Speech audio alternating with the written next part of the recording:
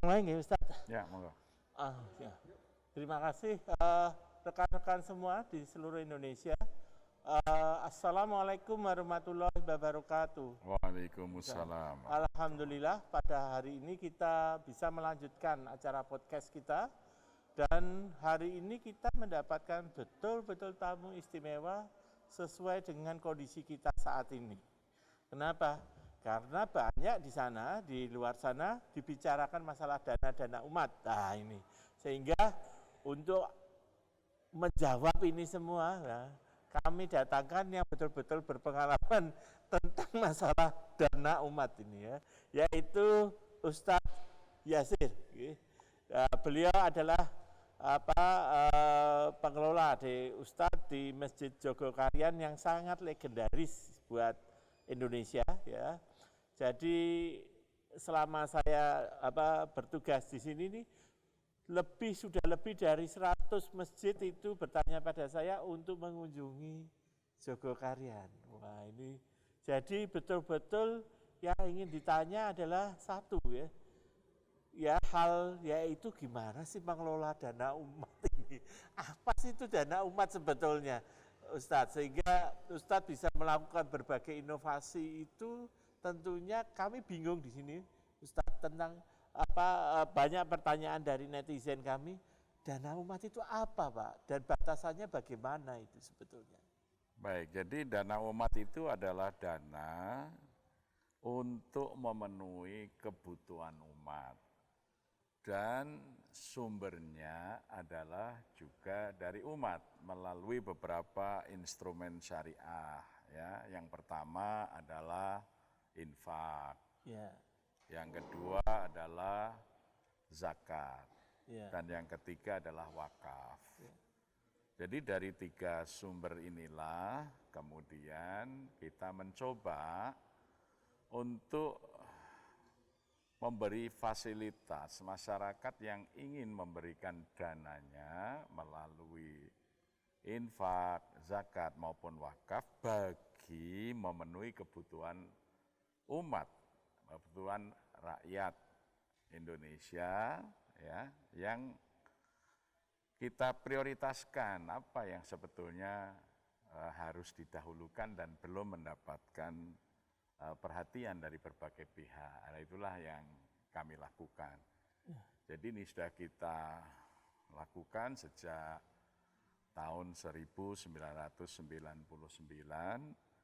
dan kemudian dari penghimpunan dan pengeluaran itu sudah 26 tahun itu laporan keuangan baik pemasukan pengeluaran itu bisa dibaca oleh masyarakat karena kita terbitkan dalam buletin ini sudah tahun ke-26. Ya, sudah tahun ke-26. Jadi semua perolehan dan pengeluaran ini ada di sini. Termasuk juga foto-foto dokumentasi ya pembelanjaan dan lain sebagainya. Jadi transparansi pengelolaan ini sudah kita lakukan. Bahkan sampai hari ini orang bisa mengakses laporan keuangan kita sejak 26 tahun yang lalu masih bisa diakses hari ini. Jadi dulu dimulai dari berapa, sumbernya dari mana, kemudian dibelanjakan untuk apa, selama 26 tahun masih bisa diakses oleh masyarakat secara luas, tinggal diunduh saja melalui YouTube. Ya. Kembali berarti mau melihat sejarahnya. Apa enggak takut waktu pertama kali transparan itu? Nanti banyak pertanyaan, nanti banyak omongan. Nah, itu. Nah, justru itu kita tidak takut karena kita transparan. Sebab yang kita takuti kalau kita tidak transparan, nanti ada godaan-godaan kita menyelewengkan. Jadi justru dengan transparansi itu kita menjaga untuk dapat dilihat oleh seluruh masyarakat secara terbuka. Yang pertama, kejujuran kita dalam mengelola. Yang kedua, tepat atau tidak pembelanjaan kita itu. Jadi kita ingin diawasi sehingga tidak ada peluang untuk menyimpang. Jadi itu yang paling penting. Yang kita takuti justru kalau kita mendapat peluang untuk penyimpangan itu, ya. Jadi karena kita pakai nama masjid, jadi ya kalau sampai kepercayaan publik rusak ini, ya rusaklah semuanya, ya. Jadi oleh karena itu transparansi ini kita sudah mulai 26 tahun dan bahkan laporan keuangan kita 26 tahun yang lalu dan tahun-tahun berikutnya sampai hari ini pun masih bisa dilihat dan masih bisa dikritisi kalau ada yang misalnya ada pemborosan, ada ketidaktepatan, ya itu masih terus masyarakat bisa memberi ruang untuk melakukan koreksi-koreksi. Dan bahkan kita sudah mulai bagaimana dana umat ini diaudit. Jadi kita sudah melibatkan, kami sudah menghubungi yang pertama Kementerian Sosial, ya. Jadi pengelolaan dana kita ini diverifikasi oleh Kementerian Sosial, ya. Dana untuk apa dan bagaimana. Kemudian yang kedua, kita mulai melibatkan akuntan publik untuk bisa melihat. Karena dulu dari awal itu dana yang kami kelola setahun hanya 43.200.000, sekarang ini sudah sekitar 12 juta dalam 1 tahun. 12 miliar maksud 12 saya. miliar, ya. Dari 43.200.000 di tahun 99, sekarang menjadi 12 miliar dalam 1 tahun. Untuk sebuah masjid dengan kapasitas 400-500 orang, Pak. Sekarang kapasitas masjid kita 2 lantai itu 1.300. 1.300. Ya. Ya. Ini apa Pak, secara pemahaman ketemunya trust sama kejujuran, honesty, Pak. Jadi kepercayaan itu adalah munculnya itu karena honesty, ya, karena trust itu, ya, kejujuran itu menyebabkan muncul ini. Ya, ini ketemu terus, Pak. Dan itu dibina selama 26 tahun, Pak. Ya cukup lama. Ya, jadi problem masjid itu dan lembaga-lembaga umat itu ada 3 menurut saya. Ya. Yang pertama adalah otoritas. Kadang-kadang di satu institusi dakwah termasuk masjid itu enggak jelas siapa yang punya otoritas dan bagaimana dia mendapatkan otoritas. Kemudian yang kedua adalah trust, kepercayaan. Dan yang ketiga adalah loyalitas. Nah, maka satu persatu harus kita benahi. Jadi yang pertama otoritas, jadi melalui sistem, ya, keterbukaan, demokrasi, di dalam memilih ketua umum masjid kami melakukan pemilu. Jadi pengurus masjid itu dipilih oleh seluruh masyarakat.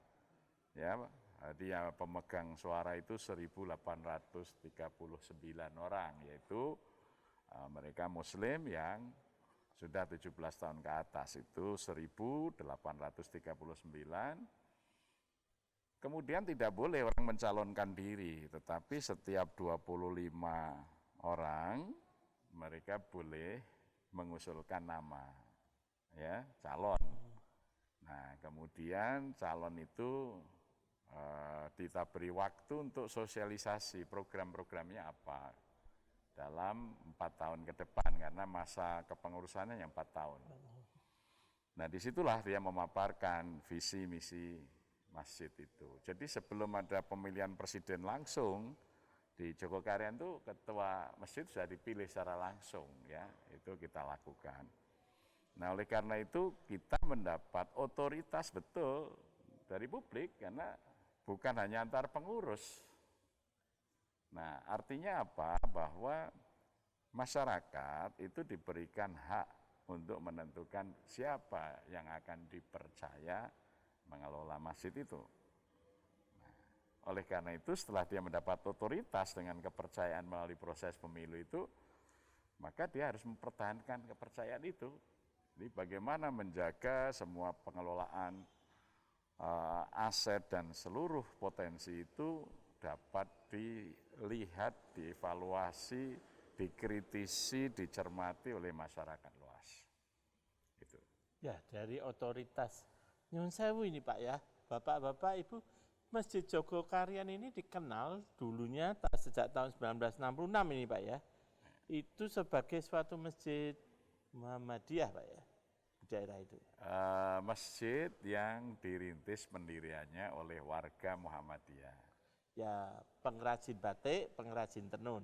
Betul, jadi karena waktu itu Jogokarian kan kampung miskin dan kampung abangan. Ya. Sehingga waktu itu masyarakat Muslim yang sudah kuat dari sisi agama maupun pendanaannya, yaitu dari kampung Karangkajen, itulah yang menginisiasi setelah pembubaran PKI, maka tahun 66 tanggal 22 September itu diletakkan batu pertama. Jadi Haji Jazuri sebagai pengusaha besar batik dan waktu itu menjadi pengurus koperasi Karangtunggal menghimpun para pengusaha batik untuk mendirikan masjid di daerah binaannya, yaitu daerah Jogokarian itu yang ya sangat minim keagamaannya dan juga dari tingkat ekonomi juga sangat rendah. Jadi dimulai kita ini binaan dari kampung Karangkajen yang waktu itu Karangkajen sudah menjadi basis Muhammadiyah. Ya otomatis bahwa kemudian warna ya Muhammadiyah sebagai pembina kita itu ya menjadi bagian dari sejarah masjid ini. Ya. Dan yang paling menarik adalah masjid ini menerapkan sesuatu hal seperti pemilihan umum, transparansi, yang pada zamannya dulu, pada tahun 70-an belum begitu dikenal di kaum Muhammadiyah, Pak. Ya, ini karena kita ingin ya, masjid itu selalu memberikan keteladanan di dalam hal-hal yang positif. Karena leadership Islam itu kan yang pertama adalah sidik, ya, kejujuran.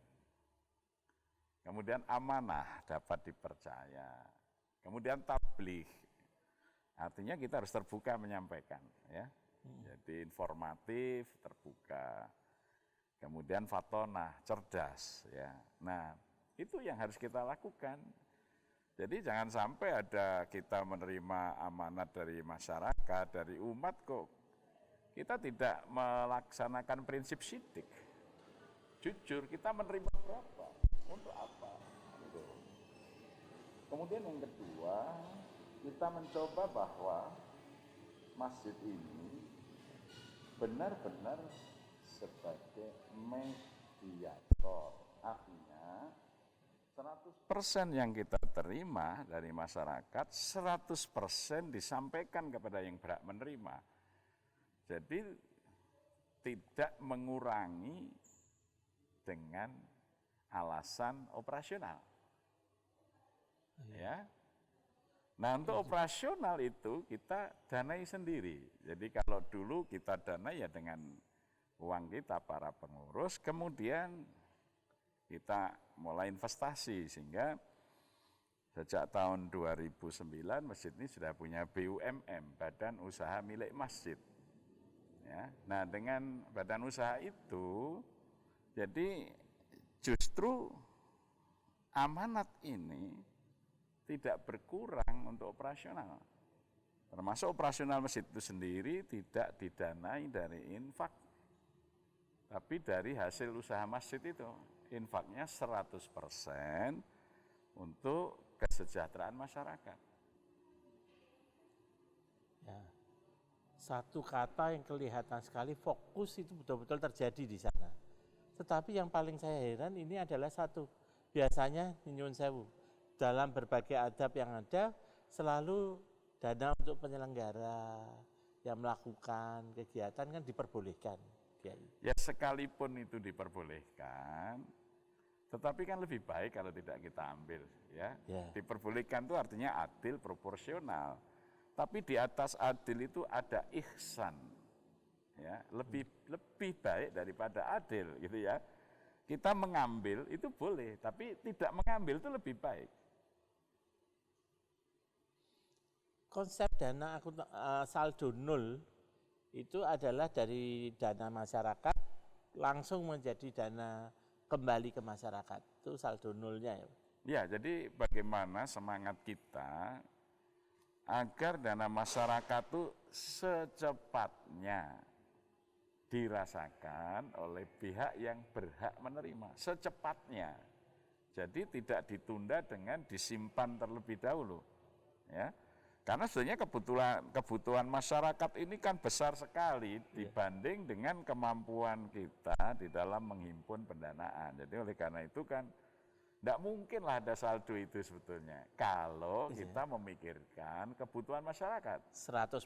Betul, 100%. Jadi satu contoh ya, ketika orang sekarang ini dibebani karena pandemi kemana-mana harus cek genos, antigen, maka bagi warga kami gratiskan fasilitas antigen kita sediakan. Kemudian sekarang kita membeli alat genos sudah 3 bulan ini. Kalau bagi warga kita itu gratis, tapi bagi warga dari luar boleh kita mulai dari infak 15.000. Sehingga sekarang ini satu hari itu sudah sampai malam kita melayani genos karena di lembaga lain itu rata-rata kan 35 sampai 50.000. Kita kan infak itu ya dari 15.000 terserah mau berapa. Nih Kiai, kita inginnya belajar. Ini kan sudah jadi, kalau sekarang kita cerita yang sudah jadi tentunya lebih mudah. Ya. Tapi ketika kita memulai dulu di awalan, Kiai memulai sekitar 2004, 2000, masih 2019, 2000, apalagi itu pasca resesi ya. Ya. Hambatannya apa Kiai waktu itu?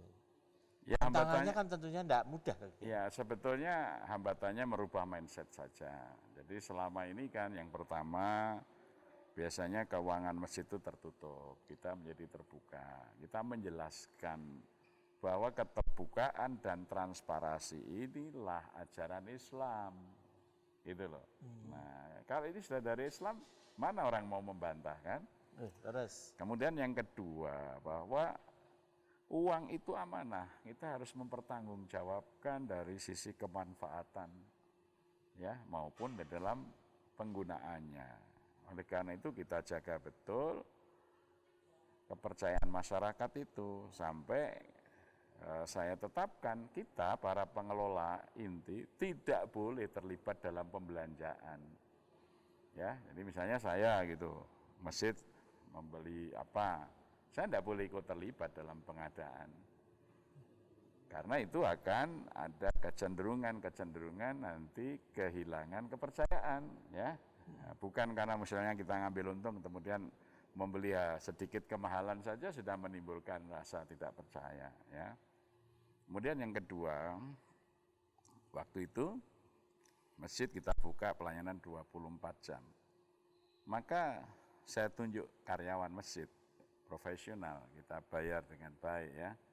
Jadi kalau karyawan masjid ya harus UMR plus, tidak boleh di bawah itu. Ya. Nah, dan waktu itu masjid belum punya uang.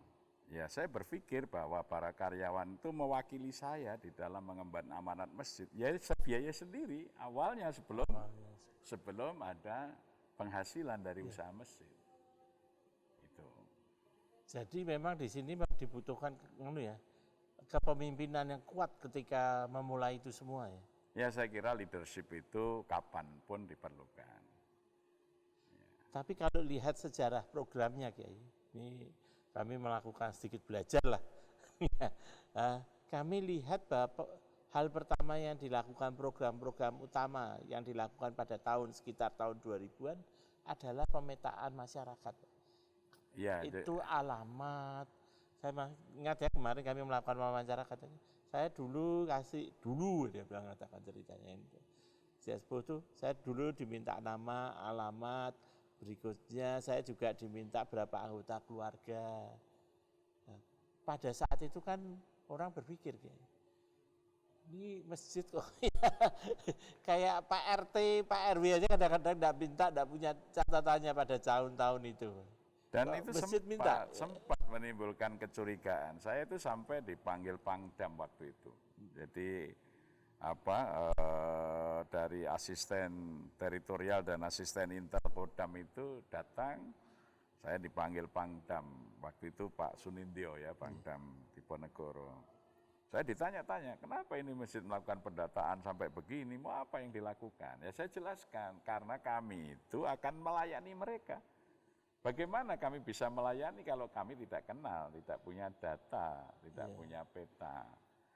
Nah ternyata beliau merespon sangat positif, setelah itu dipanggillah Komandan Pintal Kodam. Ini masjid bisa begitu, masa kita tentara nggak bisa katanya. Ya. Jadi awalnya itu dicurigai, kenapa masjid melakukan gerakan itu? Karena kita ingin memastikan siapa warga yang kesulitan mencukupi kebutuhan pokok seperti makan, pakaian, pendidikan, dan tempat tinggal. Alhamdulillah sudah 3 tahun ini kita sudah mulai bisa meningkat pada pelayanan untuk membantu tempat tinggal masyarakat, mulai dari perbaikan rumah-rumah yang tidak layak. Sudah puluhan rumah yang kita perbaiki ya, dengan dana masjid. Kemudian yang kedua, kita memberikan dana talangan untuk membeli rumah bagi mereka yang memiliki potensi membeli tetapi waktunya belum cukup. Jadi misalnya ada seorang ibu karyawan di PT Telkom 2 tahun lagi pensiun, kebetulan dia single parent ya. Pak, tabungan saya baru 80 juta. Nanti saat saya pensiun 2 tahun lagi saya akan dapat sekian ratus juta. Bisa beli rumah. Sekarang ini ada rumah mau dijual 200 sekian juta. Nah, kalau saya pinjam ke bank termasuk bank syariah, saya hitung-hitung itu kembaliannya nanti sampai 500 juta. Aduh, nggak bisa kita. Ya baik, kita belikan dulu. Masjid membelikan. Ya, dia nyerahkan uang mukanya 80 juta. Tetapi supaya masjid tidak kena risiko kurs, maka kita hitung dalam bentuk emas. Tanpa biaya administrasi, tanpa tambahan apapun. Waktu itu rumah kita beli seharga 331 gram emas. Ya, nanti beliau silakan mencicil setiap bulan berapa gram sampai lunas gitu. Kemudian yang terakhir, ada satu rumah kecil sekitar 100 meter persegi dihuni 4 kakak, bapak, ibu dengan 3 anaknya yang sudah berkeluarga. Ada yang buka bengkel, ada yang laundry, ada yang buka jual makanan. Sehingga kalau bengkel harus di pinggir jalan, mengganggu lalu lintas ya, menyempitkan jalan. Maka karena kita anggap penting, maka kemudian rumah itu kita bangunkan jadi ruko 2 lantai. Sekitar habislah sekitar hampir 300-an juta. Itu 100% uang dari masjid tanpa harus mencicil, membayar atau benar-benar hibah. Ya, itu.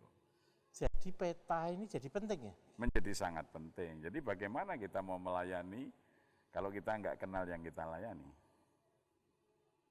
Ya. Dan luar biasanya dengan peta ini Kiai, dulu sempat ya dalam peta itu tertulis siapa yang sholat jamaah, siapa yang tidak. Ya itu kan bagian dari tanggung jawab kita untuk kemudian mendorong mereka yang muslim, yang belum sholat bagaimana sholat. Ya, kita berikan pelayanan pembelajaran sholat. Yang sudah sholat, belum aktif ke masjid, kita ajak untuk bersama-sama dengan senang hati datang ke masjid. Maka prinsipnya 3M. Yang pertama mencerahkan, memberi pencerahan tentang keutamaannya berjamaah. Kemudian yang kedua menyenangkan. Ya, orang datang itu harus senang, maka di situ ada door prize untuk mereka yang datang awal. Kemudian bahkan sudah 5 tahun ini yang paling aktif berjamaah kami setiap tahun kita sediakan 4 tiket umroh gitu ya. Kemudian yang ketiga mengenyangkan. Ya, subuh kasih sarapan, sholat Jumat silakan makan siang gitu ya. Jadi 3M itu mencerahkan, menyenangkan dan mengenyangkan, itu metode yang kita gunakan. Ya.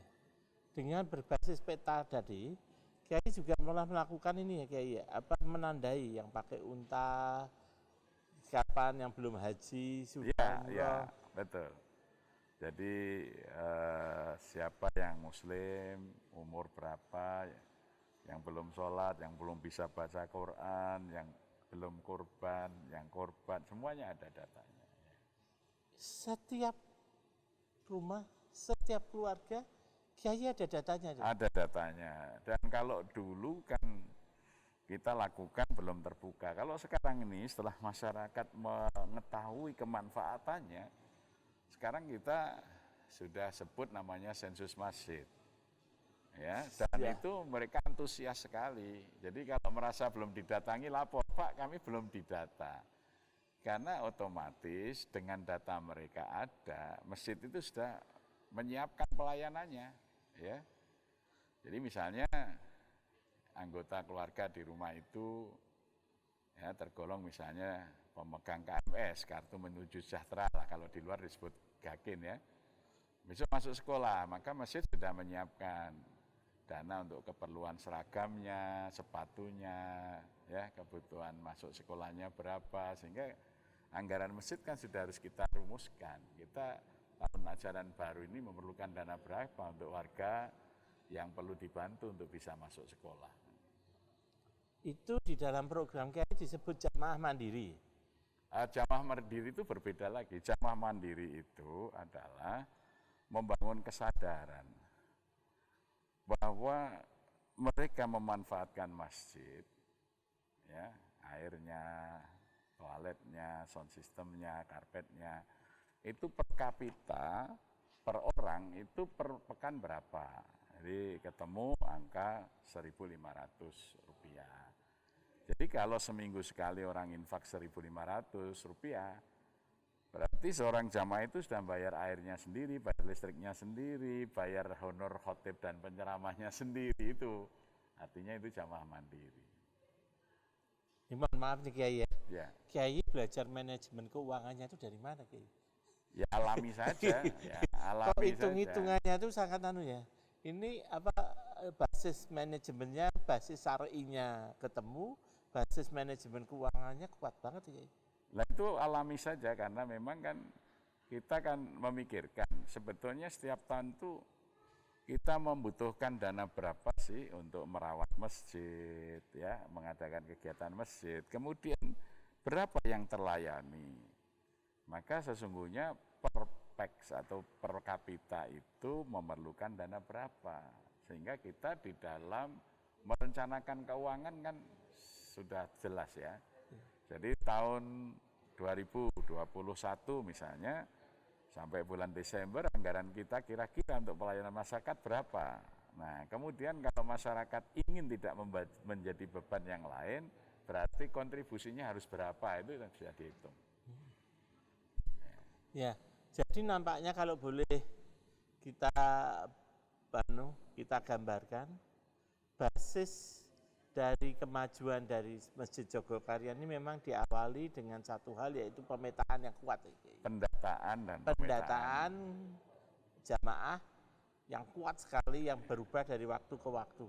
Ya. Setelah itu dari posisi ini, Kiai, pemahaman tentang kondisi jamaah ini membuatkan kita membuat banyak skenario perencanaan ya Kiai.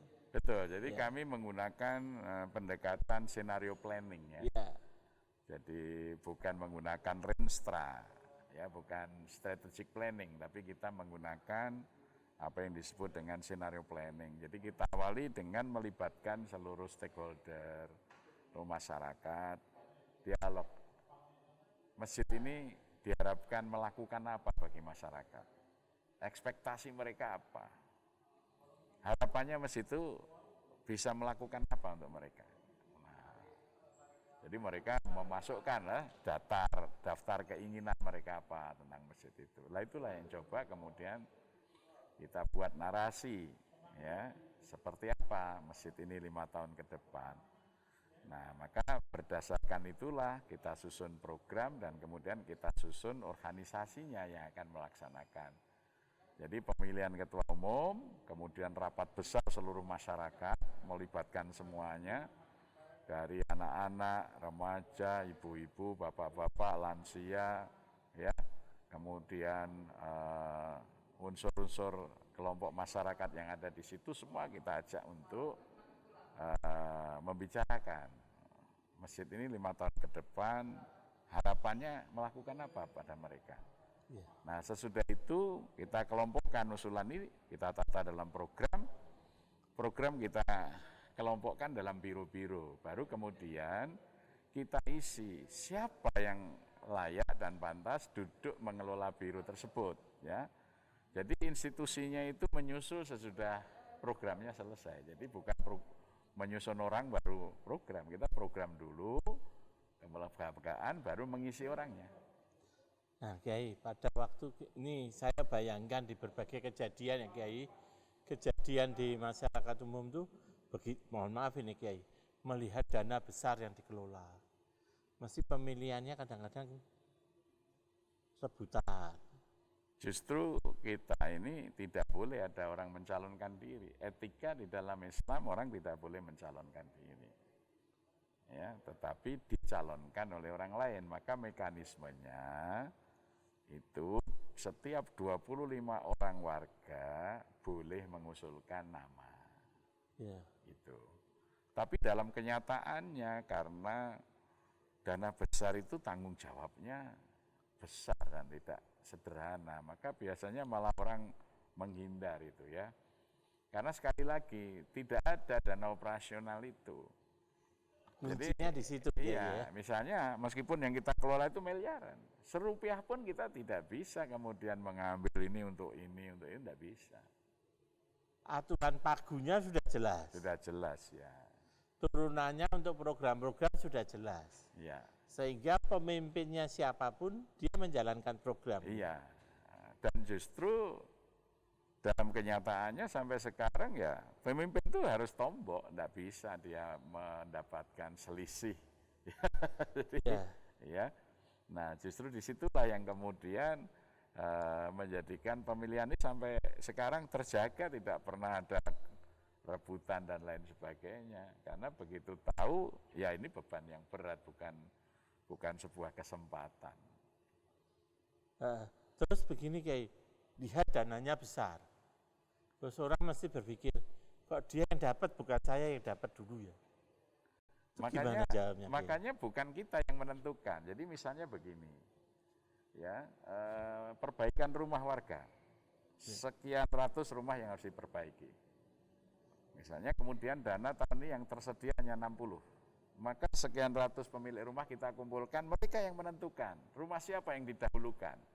Bukan kami tinggal melaksanakan berdasarkan kesepakatan yang berhak itu, karena keterbatasan dana.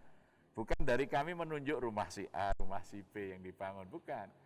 Mereka yang memerlukan itu bermusyawarah, bertenggang rasa sendiri. Wah siapa ya yang didahulukan ya, gitu.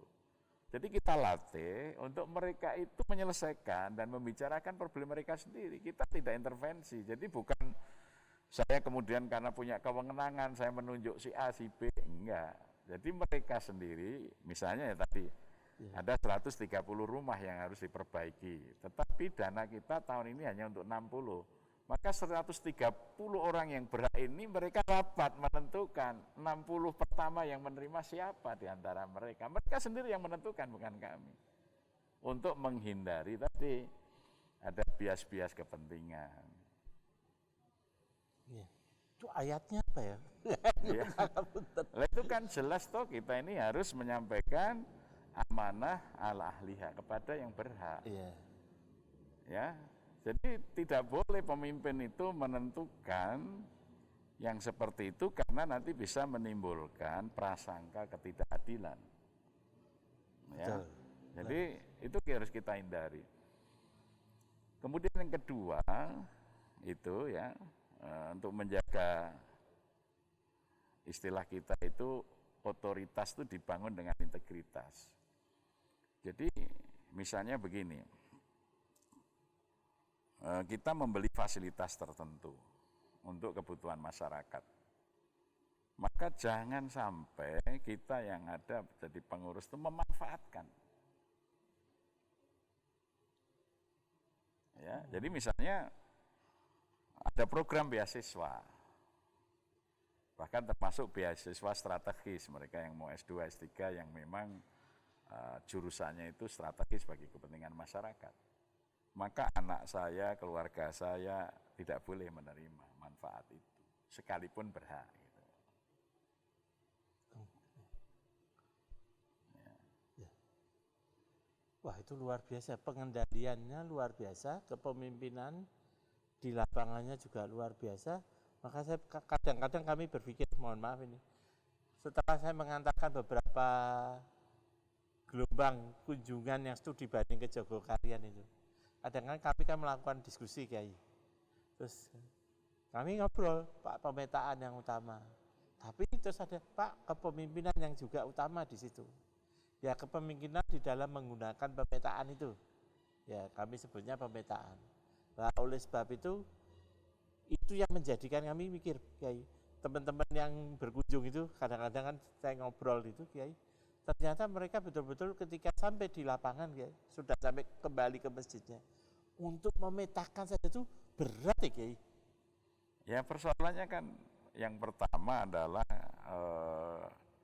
manfaat itu harus benar-benar dipahami. Untuk apa? Ya. Jadi peta ini bukan persoalan administrasi ya, pendataan pemetaan bukan urusan administrasi, ini urusan amanah nasib masyarakat.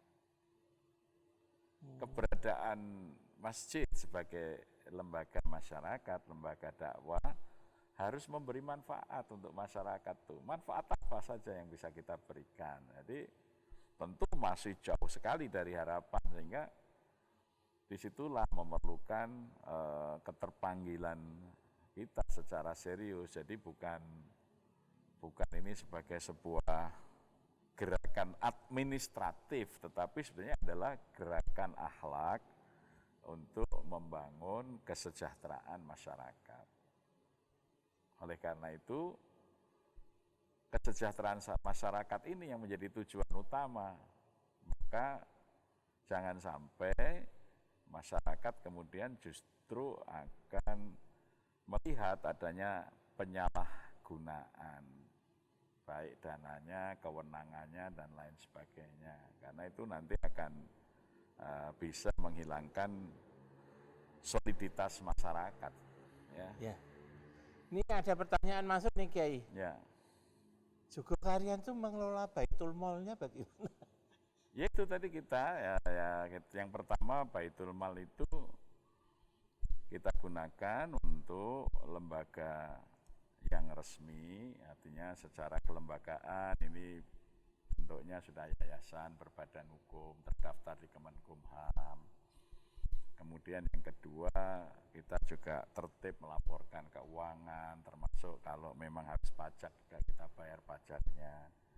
Kemudian perencanaan penggunaan dana, ya. Kalau dana zakat sumbernya ya harus ke 8 asnaf.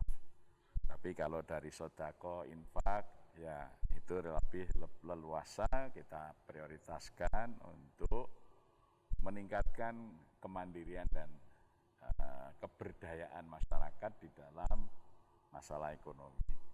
Kalau itu wakaf, itu harus menjadi investasi yang produktif supaya masjid memiliki sumber-sumber pendapatan yang tidak bergantung dari infak. Luar biasa ini, Kiai. Terus dari bacaan saya nih, Kiai, ya, ini belajar sebetulnya lebih banyak. Indikatornya katanya pada saat sholat subuh gitu.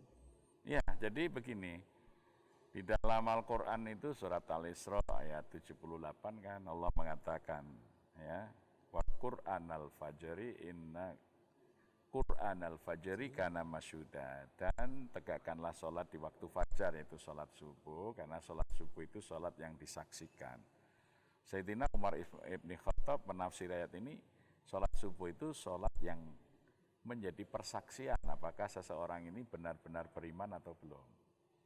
Nah, oleh karena itu kita ingin meningkatkan kualitas muslim menjadi mukmin melalui aktivitas masyarakat untuk berjamaah di waktu subuh. Karena itu waktu sholat yang paling berat. Rasulullah mengatakan, inna asqola sholah alal munafikun as-sholatus subuh wa sholatul isya. Oleh karena itu bagaimana menjadi yang berat itu menjadi ringan, maka dengan kita gembirakan, ya, di samping diberi pencerahan tadi, kita gembirakan, kita beri kesenangan dengan ada makanan, minum kopi, macam-macam, tetapi juga bahwa mereka itu mendapatkan layanan-layanan yang mereka perlukan, jadi layanan sembako misalnya, ya, bagi yang memang tidak mampu mencukupi kebutuhan pokok mereka. Sekarang ada 480 KK yang setiap 15 bulan kita berikan bantuan sembako dari beras, minyak goreng, gula teh, dan lauk pauk. Kemudian ada 1.000 orang yang kita berikan, kalau dulu masih pakai kartu ATM beras, ya, jadi kalau mereka nggak punya beras ngambil pakai kartu ke masjid. Sekarang sudah kita integrasikan dalam KTP. KTP mereka ini yang eKTP sudah kita program sehingga dengan KTP mereka ngambil beras langsung aja lewat mesin ATM. Itu, ya, itu sudah 1.000 KK, ya, itu yang mendapatkan layanan. Kemudian layanan untuk sekolah, jadi kalau mereka tidak mampu membayar SPP, nanti pihak sekolah yang nagih itu nagihnya ke masjid, ya, kita bayar langsung ke sekolah, bukan kita titipkan ke anak atau wali muridnya, supaya benar-benar uang itu sampai untuk pendidikan.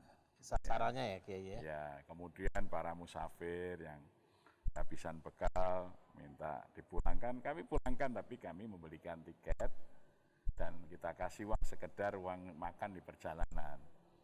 Dan kita sudah kerjasama dengan biro-biro penyedia tiket itu, kalau nggak dipakai ya uangnya refund ke masjid, tidak bisa direfund oleh mereka yang kita bantu. Jadi ini. Kiai, wah ini luar biasa buat saya karena saya nulis suatu buku Kiai namanya Strategi Manajemen Sektor Publik. Buku itu menceritakan bagaimana tata cara kita mengelola kesejahteraan masyarakat. Buku itu memang menceritakan bagaimana kita bisa mencapai kesejahteraan pada bidang pendidikan, kesejahteraan bidang kesehatan, kesejahteraan bidang pangan, gizi, perumahan. Ya, dan keamanan juga itu saja. Saya tadi ngobrol dengan Kiai ini, saya sulit sekali mencari referensinya di Indonesia, tapi memang ada praktik seperti BPJS dan sebagainya kita ulas dengan berbagai negara. Tapi yang mengagumkan dari ini adalah Kiai dengan peta dakwahnya itu sudah mensejahterakan itu dan melakukan.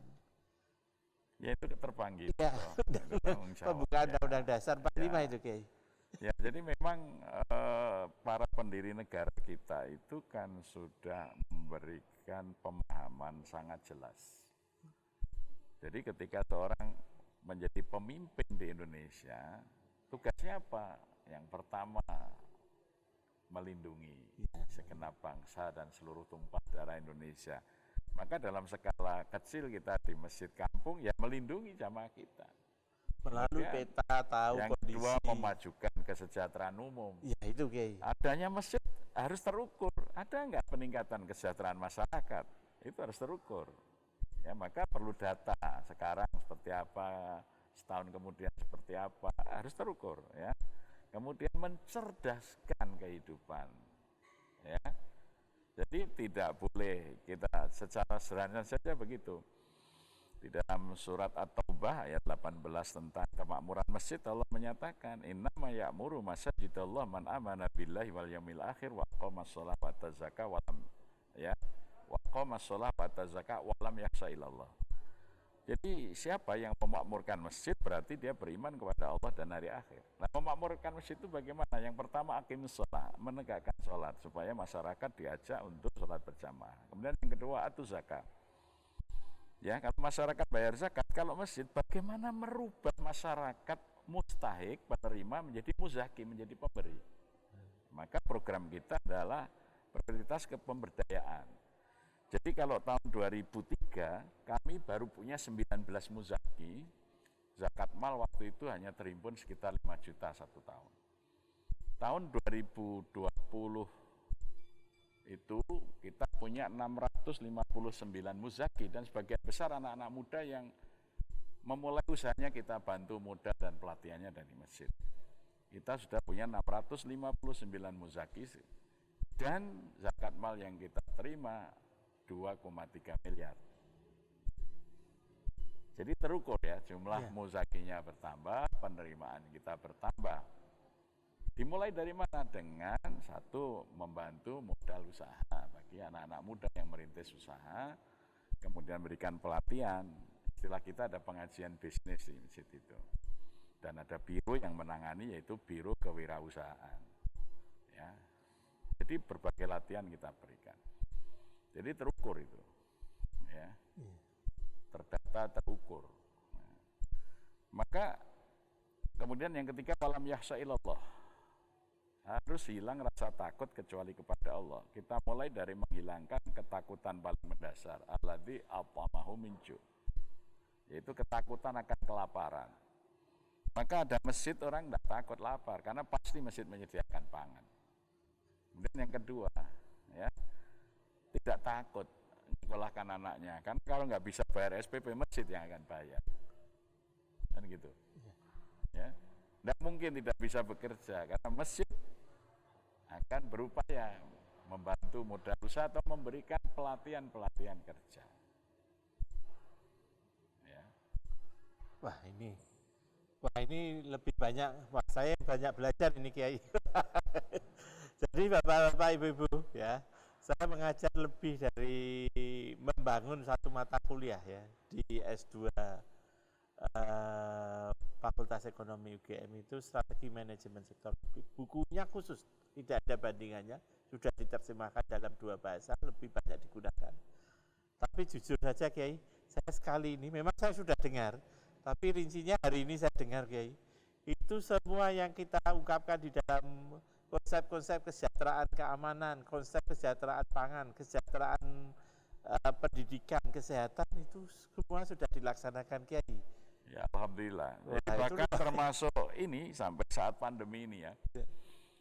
Jadi semua warga yang misalnya positif COVID, Muslim atau non-Muslim, semua kami fasilitasi, kami sediakan rumah isolasi mandiri yang bagus. Ada 2 rumah kami sediakan, khusus untuk isolasi mandiri itu. Kalau rumah mereka tidak layak untuk isolasi, kami berikan fasilitas di situ, makannya, bahkan keluarga yang ditinggalkan untuk isolasi ketika yang diisolasi ini mencari nafkah, kita cukupi semuanya dari masjid. Kemudian dari ruangannya kami sediakan untuk pembersih virus, sampai dengan oximeter kami sediakan untuk mengukur kadar oksigen dalam darahnya, tercukupi, terkontrol dengan baik. Ya, jadi ketika kemudian dana COVID dari Kementerian Sosial sudah tidak turun, ya masjid lah yang memberikan jauh lebih baik daripada yang diberikan pemerintah selama ini. Ya. Sehingga cepat selesai, artinya mereka yang terpapar ini ya kemudian cepat sehat. Begitu masa isolasi sudah selesai, langsung kami datangkan untuk tes PCR-nya. Ya. Ini kita lakukan sampai sekarang, ya, di saat kemudian justru dana pemerintah sudah tidak ada untuk seperti ini. Ya. Kiai, ini jadi ngobrolnya jadi langsung apa? Bisa tidak Kiai nanti pada suatu saat kami tuliskan, kirimkan apa mahasiswa kami ya, ataupun tim kami untuk belajar ke Kiai, dan kemudian menuliskan bagaimana sih pengelolaan masjid berbasiskan pemetaan dakwah ini. Silakan aja, dan itu terus ada ya, bahkan ada yang tiap tahun mengirim itu ada 8 universitas dari Amerika, dari Harvard, New Jersey, California, ya. Itu mereka rutin mengirim peneliti, mencermati dari tahun ke tahun. Kemudian dari Jepang ada 3 universitas, dari Toyo University, kemudian dari Shiba University, dan dari Nagoya University. Dan mereka tiap tahun datang mendata, mendokumentasi, ya kan, termasuk mendokumentasi perubahan rumah-rumah yang dulu tidak layak menjadi layak yang kita lakukan ya. Jadi saya kadang-kadang, dan sekarang juga sudah banyak MOU kita dengan berbagai perguruan tinggi untuk penelitian dan lain sebagainya. Ya memang saya juga heran itu orang-orang dari luar negeri bagaimana dia dengar, dia datang, dia mencermati. Bahkan perguruan tinggi yang dekat belum banyak yang tertarik. Iya betul Kiai, Wah, betul. Jadi saya ketika ini ngobrol pinginnya guyonan, tapi lama kelamaan saya lihat wah kaget-kaget aja sih Kiai. Jadi saya melihat bahwa memang ini suatu kebutuhan besar buat kita dan ini insya Allah bisa membantu berbagai pihak. Karena saya ngantarkan studi banding tapi tidak pernah terpikirkan seperti ini. Memang betul kita harus membuatkan buku-buku skrip textbook sekaligus untuk bagaimana mereka menerapkan melakukan langkah-langkahnya kayak buku lab begitu Kiai. Ya makanya ini kami sudah membuat program S1 untuk manajemen masjid. Sudah ada Kiai ya? Ya, jadi kita sementara malah masih kerjasama dengan Sekolah Tinggi Ilmu Dakwah dan Komunikasi Islam Surabaya. Itu sudah 2 tahun dan sudah meluluskan 2 angkatan dan langsung terserap. Dan ternyata masjid yang kita beri manajer itu luar biasa, seperti Masjid Al-Falah Sragen itu kalau dulu hanya mampu setahun menghimpun 950 juta, sekarang sudah hampir 5 miliar. Karena program pelayanan yang diberikan, sistem pengelolaannya itu kemudian diterima oleh masyarakat. Sekarang juga mulai viral menjadi tempat belajar dari mana-mana juga ya. Yeah. Jadi artinya memang diperlukan SDM yang terdidik, terlatih untuk mengelola lembaga masjid ini ya. Makanya kami juga rencana tahun ini merintis universitas masjid, Cyber University gitu ya. UMS itu ya. Muhammadiyah Cyber itu. Ya rencananya begitu, tetapi kita fokus yang berkait langsung dengan masjid dan lingkungan. Jadi ada fakultas pendidikan imam dan manajer masjid, ada fakultas kesejahteraan sosial, filantropi dan kesejahteraan sosial, ya. Kemudian fakultas pertanian, peternakan dan industri makanan halal. Ya. Artinya kita sudah punya basic pengalaman, punya tempat lab untuk pelatihan semuanya. Jadi misalnya untuk peternakan ini bagaimana sapi untuk korban, kita bisa mengadakan kebutuhan itu berkualitas. Alhamdulillah ada seorang warga dari Jombang itu di Wonosalam, dia sudah bisa menemukan nutrisi pangan untuk sapi. Jadi dia memelihara 1000 sapi lebih. Jadi mencampur rumput kolonjono dengan rumput yang lain dengan daun-daun tertentu. Ternyata kalau sapi perah yang rata-rata dengan makanan rumput biasa dan asupan yang lain biasa itu hanya 12 liter per hari, dengan ramuan ini bisa 22 liter. Demikian juga itu kemudian menjadi fakultas ini. Bagaimana kalau mau melihara sapi? Rumput dan ini lokal semua, tanaman lokal semua yang digunakan dan beliau tidak menyembunyikan ilmunya. Kita ajarkan itu. Ya misalnya begitu. Ya. Wah ini luar biasa Kiai. Jadi kami belajar betul di dalam hal ini. Dulu di bayangan kami gini Kiai, bahwa masjid itu sebagai pusat kegiatan. Bayangannya semua orang datang nongkrong ya. Kita memang mengembangkan masjid pakai wifi supaya masyarakat suka dan datang. Tapi apa yang Kiai ceritakan pada hari ini, dan itu bukan karena hanya hari ini, artinya kembali usaha yang dilakukan lebih dari 20 tahun itu. Ya.